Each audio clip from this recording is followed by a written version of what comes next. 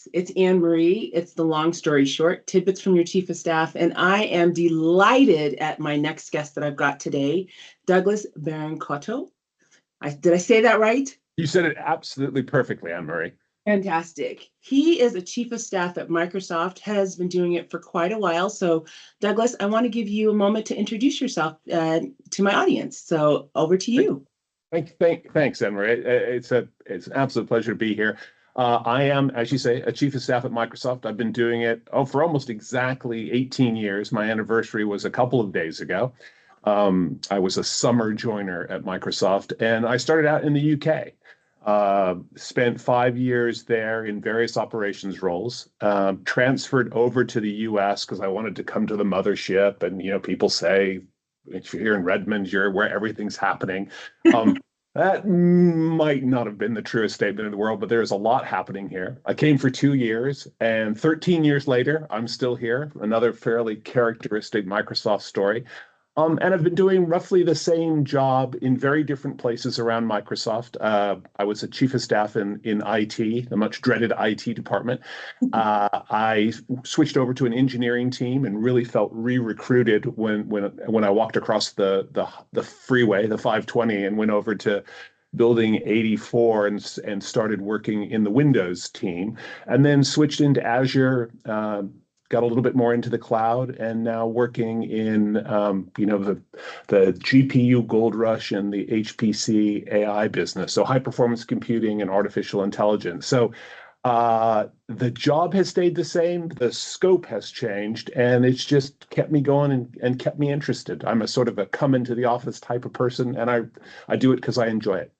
Fantastic. Thank you so much. I am looking forward to our partnership. This has been a delightful change for me, and our interactions thus far have been just amazing. And so when I get my guests on the show, I love to ask them a couple of specific questions. And with your experience, I think that you're going to give us some new things to think about. The first— No pressure. I know, right? The first area I wanted to dive into with you is, as you've been a chief of staff in so many different parts of the organization and have this varied perspective, what are 2 things that you think every chief of staff needs to be aware of so they can be successful? 2 things. I think lots of chiefs of staff come from an operations background, operational excellence, and perhaps something very specific: finance, HR, communications. And I think to be a successful chief of staff, it's a job that that one grows into. Mm-hmm. And so in order to do that, what got you here probably isn't going to take you forward. It will in an aspect of your role. But I guess in some, I'd say you need to keep scanning broadly. It's so easy to get back down into the tactics, and at best, that's only 50% of your job on any given day. And I'd say if you're getting the balance right, it's probably a lot less. And I say to people, my number one core priority, that's what we have here at Microsoft, core priorities, has been for about a decade, has been increase executive capacity. And people, particularly chiefs, say, I love that. How do you do that? And that takes a lot of work. That's why they call it work and pay you twice a month. That takes a lot of broad scanning and listening to a wide range of people to figure out how you can be additive to your boss's executive capacity. Because I think a big part of the job is elevating your boss so he or she has more time to focus on the big strategic problems and what the company wants them to achieve, rather than just what the organizational charter is, because those things are linked, but what the company wants from a corporate vice president is much larger than what happens day to day. Yeah. So that's one. Sorry, a lot of words for one. Number 2, simple. I wanted to jump in on that because I thought sure. This was amazing. What I got from what you said, the 2 things that popped into my mind was there's an evolution to the role. Because you said what you start at is not necessarily where you're going to end up at the during the course of the time that you're supporting your leader. So be comfortable with the evolving nature of this role because it's going to change. And two, it's going to change. So whatever was in the job description that says, I need you to do X, Y, and Z is really just a framework to set you up to be successful. So again, to go back to your point, how are you going to increase that executive presence? Well, you're going to have to be observant of everything that's going on, be able to adjust fairly quickly, but then give yourself time to help the team go on that journey with you. So I really appreciated what you said just now. So I wanted to cut in because I'm like, those are the top thoughts that jumped into my mind, but tell me what your second one was. No, I think it's a really good read. And I to pick up on something you said, I think job descriptions for chiefs of staff, and I have sort of a hobby of reading them at Microsoft because when I started business management, you used to click down in that same core priority tool that I was talking about, where you record what your goals are for 6 months or so. And you used to click down and it said business management, unspecified profession.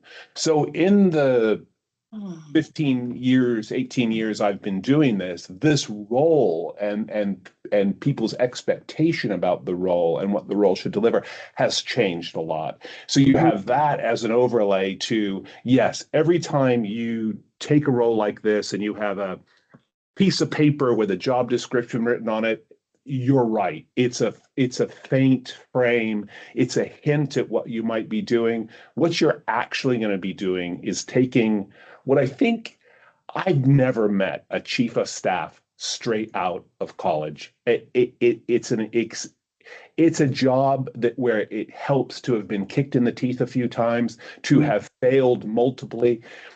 In some ways, it's like a highfalutin tech support thing, and you're best at problem solving when you've seen things. So having a broad business experience coming in, it just makes you so much more attuned to what's going on and what to look for and where to focus and what not to miss as you're walking around the haystack trying to figure out if there's a needle in it or if there are 15 needles in it. So I think you're absolutely right.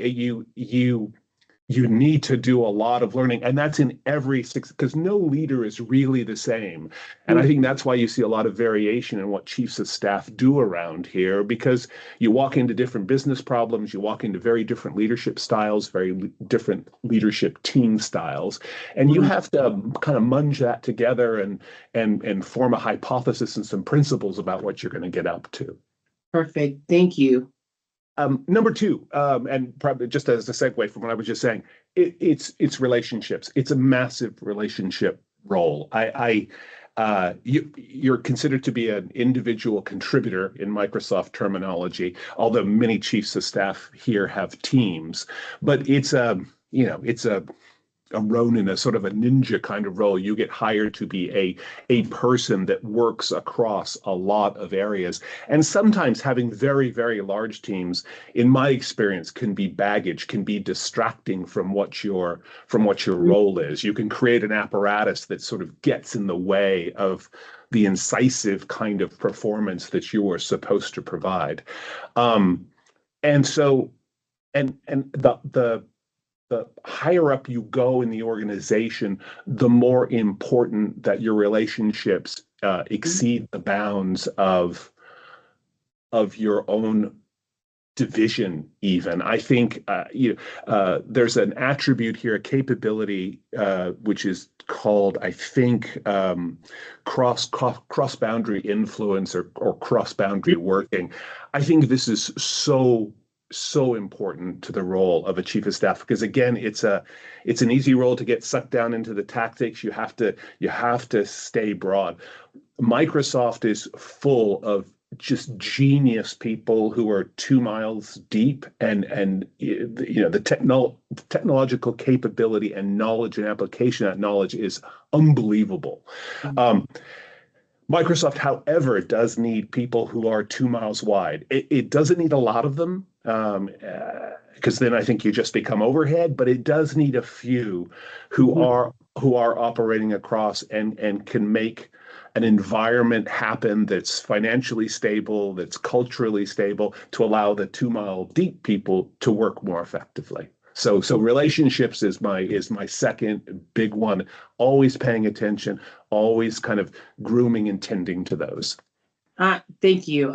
I love that because it's about the people, it's about the stakeholders, it's about understanding a balance to know when you've got to go deep and when you have to stay very broad.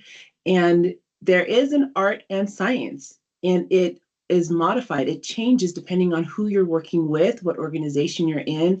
And so there's no, in my opinion, no clear-cut method to say this is how you balance all these relationships. The moment there's a change, you have to adjust and figure out, how do I pull this person in so they recognize that we're in this together, and where do I go really, really deep, because I've really got to get to the nuts and bolts of what's going on, so I have a perspective so I can influence the decision and the outcomes of whatever is happening. So that, to me, that's just brilliant. My next one is, it's kind of fun. I love hearing people's responses to this, but what's a gotcha that either you experienced or one of your peers experienced and you said, yep, not going to do that. I'm going to learn from your experience that my audience could benefit from. I'll Well, strangely, quite a few come to mind. Going back to my point about failing, the company spent a tremendous amount of money making me just a little bit more self-aware than this tabletop is. So I like to think that it was money well invested. So I have quite a few. Let's see. I think the first big gotcha, it was in my first role as a chief of staff, and I had a fundamental view that if I had this appointment and I served this vice president in IT, that all would be well, all would work well, and my evaluation would be fabulous.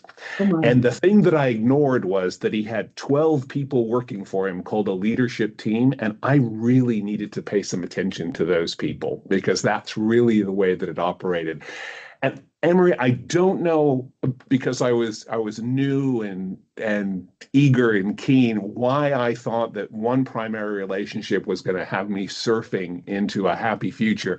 But that leadership team pretty quickly let me know that I needed to make an investment there and spend some time. So I learned that lesson the hard way. I had some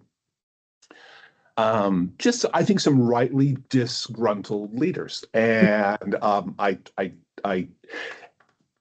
fixing relationships takes a lot more time than fixing PowerPoint decks and Excel spreadsheets. And so I think the lesson there is there's two. Don't make the mistake from the outset. Be more holistic. Think about inclusive leadership. I think the second one too is try to avoid the mistakes. Prioritize avoiding the mistakes that take a lot of time to fix. Trust is a tough remediation. And I mean, that's not just at Microsoft for chiefs of staff, that's for everything. But, when you get it wrong professionally, you have to spend a lot of time, getting people to have faith in you. And I think part of the job is that one marker for me has always been, you're doing pretty well when the leadership team members come to you individually just to sit down and talk about the business, to have a conversation, to get an objective point of view. And I think when that starts to happen regularly, that one has achieved something in the role, has built the right sort of trust model where you're getting this kind of accordion interactive effect, and it just makes you more effective when you can get other points of view, and people think that they can talk to you in a sort of trusted way. That is awesome. What I got from this, and it's inspiring thoughts in my head right now with my team, is not only do I look at the person that I'm supporting as the individual that I'm trying to help, but there is a broader partnership with the leadership team that I need to recognize. And so when I show up and sit at the table and we're having this discussion, it's not just the focus on my leader, but the focus is on us as a quorum on how we're going to make the business better. And if we accidentally alienate a group or individuals, it hampers our ability to move forward. Your thing about trust, I mean, you're right, it's not a Microsoft thing. If you lose trust in any aspect of your life, with an individual or groups, rebuilding that is monumentous, and it's so hard, and it's a hard lesson, and sometimes the trust can't be rebuilt.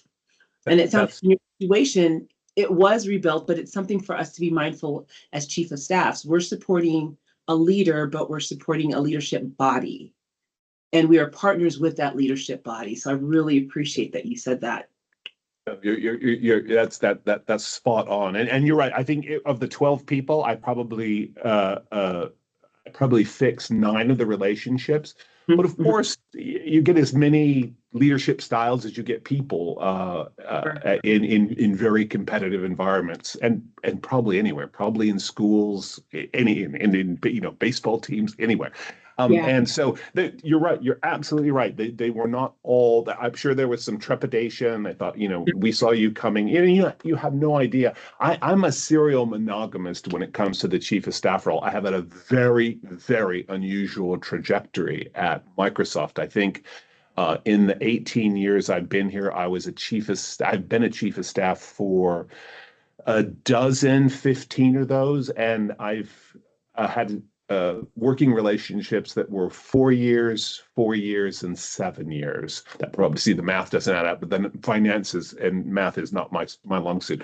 Um, so and that's really unusual at Microsoft. To have had so few managers in such a long tenure is really weird. But Yeah. uh, I do value the sticking power. And I think that when you are working in a partnership like that with your boss through a bunch of different technologies, the current role has taken me from Windows into Azure, and with different leadership teams, it keeps your role very, very fresh. Yeah.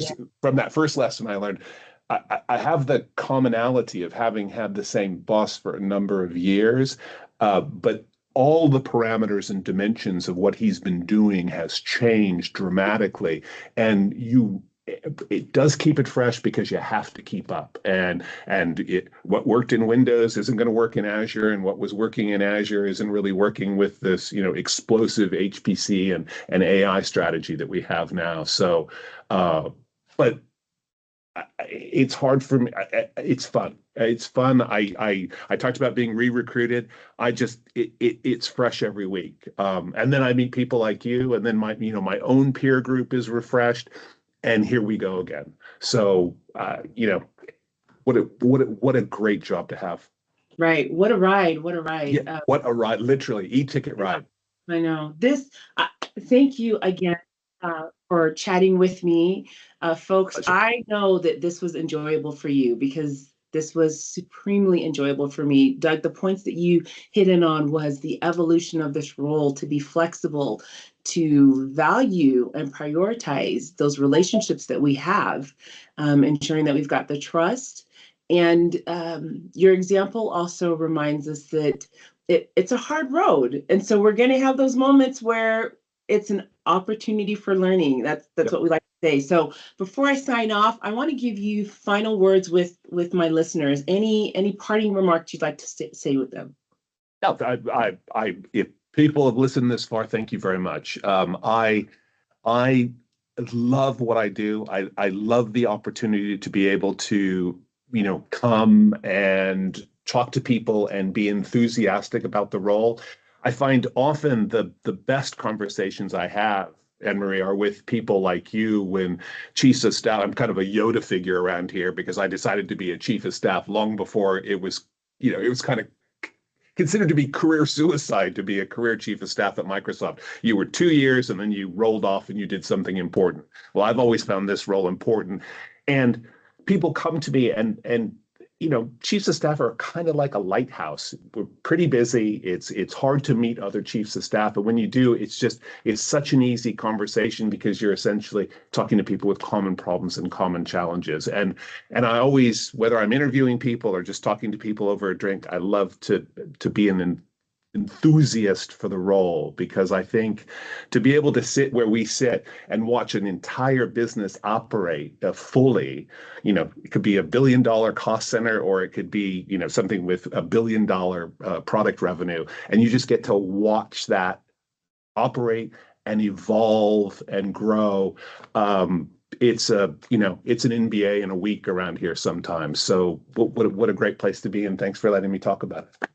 Awesome. Thank you. Everyone, again, it's Anne Marie Tidwitz from your favorite chief of staff. Again, this was a delightful conversation, and I will see you in our next recording. Thank you.